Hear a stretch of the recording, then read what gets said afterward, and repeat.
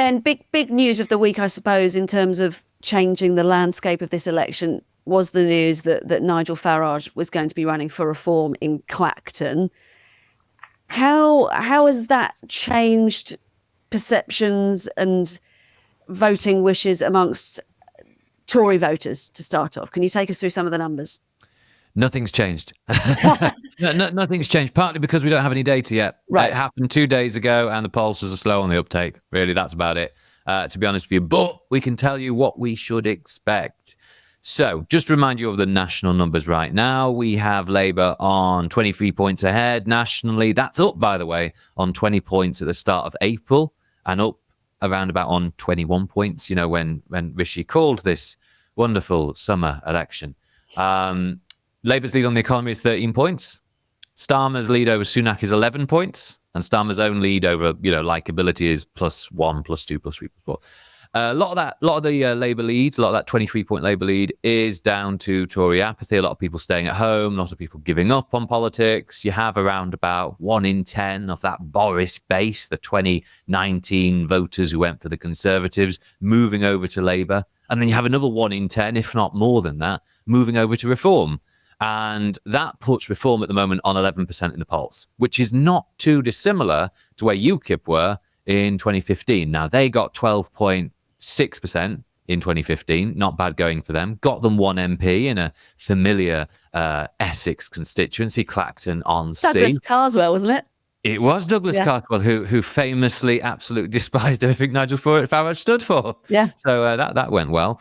But nice man, actually. What? He was a very nice man, actually. Was he a nice man? Didn't he perform a citizen's arrest on someone and said, you won't like to hear this, but I'm your local MP. And he was partial to red corduroys. Red corduroys. Oh, that's every UKIP member, isn't it? Really? But there we go. No, 11.6% for Reform right now. Not too far from UKIP. Could Farage do it in Clacton? What does Farage's return to frontline politics mean? Well, first of all, here's the kicker one, which, is completely divorced from where we were in 2015. More Tory voters, or rather more of the Tory base, that 2019 Boris backing base, more of them like Nigel Farage than they do Rishi Sunak. Okay. Wow. Rishi Sunak is not, he's not a unifier amongst the Conservative base, that election-winning coalition. Farage has more currency. Amongst current Tory voters, it's a different kettle of fish. But again, that is of people who are currently still staying with the Conservatives. And what that says is, I think, a more present, more prevalent Farage on the scene means potentially more voters, more Tory voters considering Reform and moving towards them. Now, now what that means for seats. Yeah. If you cut the Tory share of the vote now by about 1 to 2 points and you add it onto Reform, that takes away 60 seats from the Tories and gives it to Labour. Okay. And you're putting the Tories in oblivion mode. You're putting them on course for an annihilation, the likes of which we have never seen for the past few centuries, if not ever, in the Tory parties, the Western world's most successful political parties' history. This is really quite dangerous territory. And we're only an error margin away from that happening right now. We're also on the inverse, an error margin away from the Conservatives coming away with 160, 170 seats. So the range right now, how many weeks away? 4 weeks to go. 3 weeks to go, 4 weeks, is a 1997 defeat for the Conservatives or annihilation. What a lovely range for them. In Clacton, it's not improbable to think Mr. Farage could do it. Britain Predicts, which is the New Statesman's election forecast. Give it a Google, Britain Predicts, sotn.newstatesman.com. And you go to Clacton right now, it's around about Conservative 35%, Labour 24%, Reform 24%. And these types of seats swing a little bit more if you just up the Reform share by 1 to 2 points nationally. And if you do up the Reform share by 1 to 2 points nationally, i.e. they go from 11% to 12 to 13%, Clacton goes, it's not purple, Clacton goes turquoise, Clacton goes Reform, Farage gets in Parliament, and you up it by, maybe more than that, 3 points, Reform gets Boston, Reform maybe gets Castle Point, also in Essex. It's not unreasonable to think that amidst this Tory collapse, some seats will go Reform's way, but overwhelmingly the number will go Labour, and it really is annihilation station for them right now. I mean, listening to both you today, Ben, and Andrew yesterday, you're talking annihilation. Andrew wrote and was talking about how the Tories should be absolutely terrified. I mean, this really is sounding rather catastrophic for one of our two main parties. Yeah. Could I just add to that though? Because I'm no pollster, I'm just a modeler in data terms, spreadsheet terms, I suppose. We are looking at an error margin only on one side though. You know, like I say, as I've written myself before, the Conservatives are an error margin away from all of this right now, but they're also an error margin away from the inverse. And after that debate, you know, I do think Sunak could claw something back by virtue of just being up there, by virtue of just being that very annoying fighting figure. Actually, I think he could claw something back. And so though the Tories are an error margin away from 60 seats, right now they're forecast 110, 120, I think they're also an error margin away from going upwards of 180 seats, okay? And that's where we are. If you think the polls are overstating Labour's lead right now, and it's 23 points according to Britain Predicts right now, okay? If you think they're being overstated, don't be surprised if the eventual result is, you know, Labour 390, Conservative 180. That is still also within the margin of error. It's the cop-out, but it's the science. Is part of the reason for this that there's been a huge increase in marginal seats? So many more marginal seats. The boundary changes. Here's the thing, you know, more and more people are living in the south and east of England. Okay, so you have more commuter towns actually getting their own constituencies when they were otherwise much bigger rural conurbations. So they have been created now. So it's not unreasonable to think that though Labour will come away with winning back Reading, they'll also come away with winning the surrounds of that. The same in Hertfordshire. They're not just going to win Stevenage. They could win someplace like Hitchin and other seats like that. We have a hell of a lot more marginal seats as a consequence of population change, boundary changes that were much needed, even though the rules were abysmal. Something to bear in mind as well, the polls do put a lot of Tory seats, make a lot of more Tory seats very marginal. So of the 120, you know, they're forecast to win right now, about half of them have majorities of 5 points or less. This is why I say we are an error margin away from, you know, catastrophe for them.